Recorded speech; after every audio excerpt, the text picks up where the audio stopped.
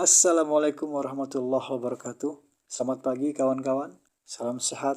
Semoga kawan-kawan selalu dilimpahkan rahmat, taufik serta hidayah oleh Allah Subhanahu wa taala. Kemarin kita sudah saksikan video dari Mas Muklas Syarkun, yaitu seorang penulis ensiklopedi Gus Dur yang memberikan kritikan pedas terhadap Kiai Imaduddin. Tidak saja soal tesis beliau, tapi juga Mas Syarkun menyinggung tentang ceramah-ceramah yang dilakukan oleh Kiai Imaduddin baru-baru ini itu terkesan rasis, kawan-kawan.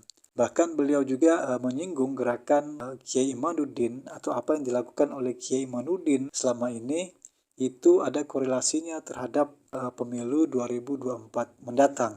Apakah benar seperti itu? Tentulah tidak elok ketika kita tidak mendengarkan jawaban atau tanggapan dari Kiai Imaduddin itu sendiri terhadap kritik yang dilontarkan oleh Mas Muklas Syarkun. Baiklah kawan-kawan, kita saksikan videonya. Tafadhol. Persepsi masyarakat atau pendukung mereka yang mengatakan bahwa ini ada muatan politik karena mereka merasa bahwa mereka mencapai titik tertentu di dalam tahapan-tahapan politik mereka selama ini adalah dibantu oleh nasab itu. Maka tidak boleh tidak pandangan mereka tentang itu pun akan berkait dengan nasab dari apa yang saya teliti sampai detik ini. Kemudian masalah kamulas, kalau meneliti saja, apa ilmiah saja, kalau ceramah jangan rasis dan sebagainya. Sebenarnya tulisan yang sering dibaca oleh para youtuber itu saya gunakan sebagai media di mana apa nilai-nilai ilmiah itu jangan sampai tercampuri oleh hal-hal lain, tetapi di dalam ceramah karena ini berhubungan langsung dengan masyarakat yang seperti Profesor Hikam tadi katakan, tidak mungkin banyak di antara mereka yang tidak memahami bahasa-bahasa ilmiah, maka kita menggunakan bahasa-bahasa yang apa namanya itu bisa dipahami oleh masyarakat. Di mana dalam pandangan saya bahwa habaib-habaib ini selain bermasalah dalam nasab juga bermasalah di dalam doktrin-doktrin yang selama ini ada di masyarakat yang mereka katakan dalam berbagai macam kesempatan. Seperti kalau saya dianggap rasis misalnya, maka saya menganggap itu hanya merupakan sebuah counter daripada rasisme yang selama ini mereka kembangkan. Wa in aqabtum fa'aqibu bimisli ma uqibtum bih. Ya. Misalnya mereka menganggap bahwa diri mereka lebih mulia secara zat daripada masyarakat Indonesia. Ini yang dikembangkan sampai perempuan-perempuan mereka itu diharamkan untuk menikah dengan laki-laki Indonesia. Ya, kita sebagai bangsa Indonesia kalaulah mengikuti paham-paham yang rasis demikian, kemudian menganggapnya itu adalah sebuah paham keagamaan yang benar, maka sama saja kita ini menghina kebangsaan kita sendiri sebagai bangsa Indonesia.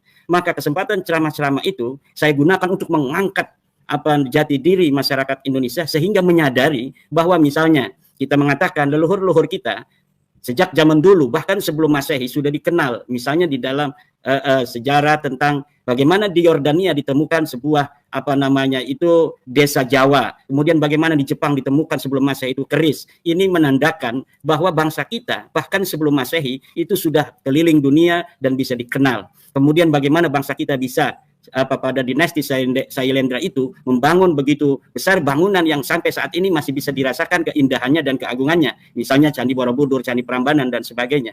Ini adalah counter agar bangsa Indonesia menyadari bahwa dirinya bukanlah bangsa yang rendah, bahwa dirinya bukanlah bangsa yang bisa untuk kemudian psikologinya dikalahkan oleh psikologi orang lain. Bagaimana kemudian kemuliaannya ini tumbuh dari rasa kemuliaan yang hadir di dalam dirinya untuk kemudian duduk sama rasa dengan bangsa lain, termasuk kaum habaib. Ya, yang saya kira daripada ajaran-ajaran mereka yang mengatasnamakan ajaran agama itu, apabila ditakar dengan dalil-dalilnya dari Al-Quran dan hadis, juga itu tidak selaras, bahkan menyimpang. Misal tentang bagaimana seorang wanita dari kalangan mereka tidak bisa dinikahi oleh bangsa Indonesia. Ini pun kalau ditakar dalam tataran fikih juga sangat bermasalah, bertentangan sendiri bahkan dengan madhab yang mereka katakan mereka adalah penganutnya, yaitu madhab Syafi'i. Nah, kemudian bagaimana sebuah doktrin seorang habaib yang bodoh kemudian lebih mulia daripada 70 kiai. Ya, kiai itu adalah kebanyakan mempunyai sambungan kepada apa namanya itu Wali Songo, baik secara ideologis maupun secara biologis. Nah, kalaulah yang secara biologis berarti dia memiliki ketersambungan darah kepada para Wali Songo, yang diyakini para Wali Songo berdasarkan manuskrip-manuskrip yang kita punya adalah juga memiliki ketersambungan kepada Rasulullah Muhammad Sallallahu Alaihi Wasallam. Kalaulah Kang Mukhlas mengatakan bahwa umpamanya habaib ini adalah keturunan Rasul, dan Profesor Hikam juga tadi mengatakan adanya tafsir yang dapat diterima bahwa ajaran-ajaran kita Ahlussunnah wal Jamaah, Nahdlatul Ulama itu ada apa namanya ajaran di mana kita harus apa namanya dianjurkan dalam tanda kutip untuk menghormati keturunan Rasul. Nah, apakah ketika adanya sebuah apa namanya sebuah riwayat, katakanlah demikian, bahwa para Wali Songo ini adalah merupakan keturunan daripada Rasulullah Muhammad Sallallahu Alaihi Wasallam, sementara dalam riwayat yang lain Ba'alawi juga ada riwayat sebagai turun Rasulullah, kemudian bangsa Indonesia ini hanya digiring untuk menghormati satu riwayat keturunan Rasul, yaitu Ba'alawi, namun apa namanya itu memiliki pandangan yang berbeda terhadap Dzurriyyah Wali Songo yang juga mempunyai riwayat yang sama sebagai keturunan Rasul. Ini kalau kita mau bicara tentang apa namanya perspektif kita di dalam memandang bagaimana apakah apa yang kita lakukan ini adalah untuk merungkapkan daripada apa namanya itu ajaran-ajaran daripada orang-orang tua kita. Sini harus ada nilai keadilan juga yang dibangun oleh siapa saja yang mengamati daripada polemik ini ya. Kemudian hal-hal yang lainnya juga misalnya seperti saya katakan bahwa mirip mereka dengan Yahudi, yaitu mirip dengan Yahudi daripada kelakuan-kelakuan yang selama ini saya anggap itu ketika membaca tafsir-tafsir dari para ulama ada kemiripan dari apa yang apa kita terima dari doktrin-doktrin para habaib ini dengan doktrin-doktrin kaum Yahudi. Misal tadi seperti tentang pernikahan yang tidak sekufu antara kaum apa mereka dengan kaum yang lain. Begitu pula kaum Yahudi itu memiliki hal yang sama, mereka tidak menikahkan anak-anak perempuan mereka terhadap apa bangsa lainnya. Jadi kalaulah itu dianggap agak rasis, ya karena memang ini mengcounter daripada doktrin-doktrin rasis yang telah berjalan puluhan tahun. Kemudian kita mengatakannya dengan membalikan logika-logika yang selama ini mereka kembangkan itu, mungkin ini akan terjadi gesekan. Dan itu saya juga sudah apa namanya dapat memperhitungkan. Makanya saya tidak terlalu apa namanya itu mempermasalahkan misal tentang bagaimana ketika saya berceramah ada penolakan dan sebagainya. Saya kira tidaklah bijaksana kalau kita langsung menyalahkan mereka, sementara dulu kita juga ikut di dalam berperan mengajarkan itu. Kita coba lihat di dalam kitab saya Al-Fiqratun Nahdiyah, itu di dalam bab bagaimana kita menghormati para keturunan Rasul. Sebagai contohnya saya ambil Ba'alawi sebagai apa namanya itu salah satu keturunan Rasul yang dikenal. Walaupun di situ masih saya cantumkan keturunan Wali Songo merupakan keturunan dari Ba'alawi, karena memang pada saat itu ketika saya menulis pengetahuan saya bahwa para Wali Songo itu pun merupakan keluarga dari Ba'alawi. Tapi ketika manuskrip kita dapat apa namanya itu temukan dari Cirebon, dari Bangkalan, dari Tapal Kuda, daerah-daerah Tapal Kuda di Jawa Timur tahun 1611, 1624, kemudian 1700, kemudian di apa namanya itu daerah Tasikmalaya kita temukan juga manuskrip yang dipegang para ulama, bahwa ternyata para Wali Songo ini tidak memiliki hubungan dengan para Ba'alawi, di mana sebelum itu kita mencantolkan para Wali Songo ke Ba'alawi itu karena memang ada manuskrip Cirebon, yaitu Negara Kertabumi, yang menyatakan demikian. Kemudian secara masif dikembangkan ketika Habib Salim bin Jindan itu masih hidup, yang sering bersilaturahmi kepada kesultanan-kesultanan baik di Banten, Cirebon, Madura, kepada para kiai-kiai untuk mengkampanyekan bahwa memang para sultan-sultan, para wali itu adalah keturunan dari Ba'alawi. Kemudian karena ada dari ulama yang mengatakan ada manuskrip yang ditemukan, yaitu manuskrip Negara Kertabumi, bahwa ini adalah para Wali Songo memiliki jalur ke Ba'alawi, maka kita terima. Maka saya pun menulis di dalam kitab saya Al-Fiqratun Nahdiyah bagaimana umat Islam harus menghormati para keturunan Rasul, di antaranya adalah Ba'alawi, di mana Ba'alawi ini ada dari jalur Wali Songo, juga ada dari para habaib yang datang abad ke-19 dari Yaman. Nah, kemudian ketika kita menemukan hal lain, ya setelah tadi kita menemukan dari 2017, saudara-saudara saya dari Madura membawa manuskrip ke Banten, kemudian kita menolak serta-merta bahwa kita telah memiliki manuskrip dari Cirebon, dari Banten, bahwa kita ini adalah ke Ba'alawi. Nah, kemudian kita penasaran lebih meneliti lebih dalam, ternyata memang manuskrip itu pun palsu. Manuskrip yang berangkat tahun 1696 itu pun ternyata ditulis pada tahun 1960 dengan kertas Manila yang diproyeksi sedemikian rupa yang sehingga manuskripnya kelihatan tua. Akhirnya kita curiga dari itu, kemudian berkelindan masalah itu dengan masalah-masalah sosial dari doktrin-doktrin para habaib, penceramah oknum-oknum Ba'alawi yang saya kira itu sudah keluar daripada apa yang seharusnya diutarakan oleh para penceramah di depan publik, maka berdasarkan itu semua kita melakukan daripada penelitian ini, dan menurut saya terutama bahwa kita wajib untuk memberi apa namanya kabar, memberi apa namanya kesimpulan ini kepada masyarakat agar masyarakat pertama akan menyadari, tidak terlalu bisa terdoktrin, dan kemudian yang kedua adalah bahwa klaim keturunan Nabi itu bukan hanya dari Ba'alawi.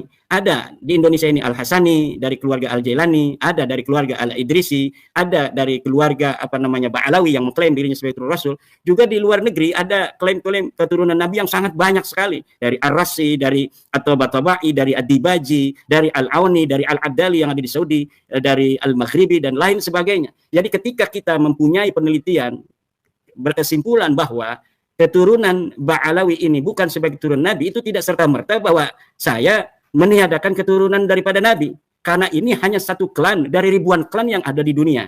Nah, ini yang sering apa namanya diungkapkan oleh pendukung-pendukung Ba'alawi, bahwa ketika saya menafikan, membatalkan, memaudhu'kan nasab Ba'alawi, saya digiring, di framing sebagai orang yang menafikan duriyah daripada Rasulullah SAW. Tidak, karena duriyah Nabi itu berbagai macam jalur, dari Al-Hasani, dari Al-Husaini. Dari Al-Hasani itu ribuan marga yang ada di dunia hari ini, dari Al-Husaini pun demikian. Bahkan tadi saya membaca dari Akhbarul Yaman, di mana Mufti Diyaril Yaman itu merilis beberapa klan keluarga di Yaman yang selama ini mengaku sebagai turun Rasul, itu telah dipublish tadi di Akhbarul Yaman, dari harian di Yaman, itu tidak termasuk daripada keluarga Rasul, di antaranya adalah Al-Ahdal, kemudian Ba'alawi, masuk di dalam jadwal atau di dalam daftar para klan yang selama ini mengaku sebagai turun Nabi. Ternyata difatwakan oleh Mufti Diyaril Yaman, yang apa bisa kita baca hari ini juga ada di Akhbarul Yaman, bahwa mereka bukanlah dari keturunan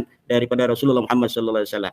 Jadi kepada terutama Kiai Mukhlas, bahwa apa yang selama ini didengar dari apa yang saya ungkapkan di atas panggung ceramah ini lebih terhadap counter dari doktrin-doktrin yang selama ini dikembangkan oleh para habaib, yang tujuan saya adalah untuk menjaga memberikan sebuah pagar agar bangsa saya, bangsa Indonesia ini, yang saya berada di tengah-tengahnya dan dianggap sebagai kita ini adalah orang-orang yang sama, satu bangsa, satu bahasa ini, dan mereka yang menganggap diri mereka berbeda dari kita, dan bangsa saya pagari agar tidak bisa terdoktrin oleh mereka yang menganggap mereka berbeda dengan saya, berbeda dengan bangsa Indonesia, yang selama ini mereka menganggap diri mereka berbeda dengan kita. Jelas mereka menganggap diri mereka berbeda. Dan kalau mereka menganggap diri mereka berbeda dengan kita, dengan misal anak-anak perempuan dikampanyekan tidak bisa atau tidak boleh menikah dengan laki-laki dari bangsa kami, dan kita sekarang harus memiliki, menurut saya, jarak yang jelas bahwa kita berbeda dengan dia. Tidak bisa, tidak, ketika kita harus mengatakan kita berbeda dengan dia, dari situlah akan mulai tumbuh dari bangsa saya, bangsa Indonesia, dari Aceh sampai Papua, perasaan bahwa kita harus juga bisa mulia seperti mereka mengklaim kemuliaan itu. Dan ini yang saya sedang upayakan, baik itu dipahami positif atau tidak oleh masyarakat, itu saya tidak terlalu mempedulikan. Yang paling baik, yang pertama adalah niat yang baik dari saya ketika melihat saudara-saudara saya, bangsa Indonesia ini, menurut saya dalam keterjajahan secara spiritual, keterjajahan secara mental, berhadapan dengan orang lain yang merasa dia bukan bangsa Indonesia, itu mereka, bangsa kita ini merasa lebih rendah dari bangsa lainnya, terutama ketika nilai kebangsaan itu dibungkus oleh nilai-nilai keagamaan dan doktrin-doktrin keagamaan. Dan saya kira apa yang saya lakukan ini insya Allah akan ada dampak positif, bahkan untuk para habaib sendiri, kemaslahatan yang akan didapat oleh mereka, yaitu ketika masyarakat saya, bangsa Indonesia ini tidak lagi bisa didoktrin, tidak bisa lagi dimanfaatkan, maka mereka juga akan dengan sendirinya akan merubah cara mereka dalam bergaul dengan bangsa saya, bangsa Indonesia, dari Aceh sampai Papua. Demikian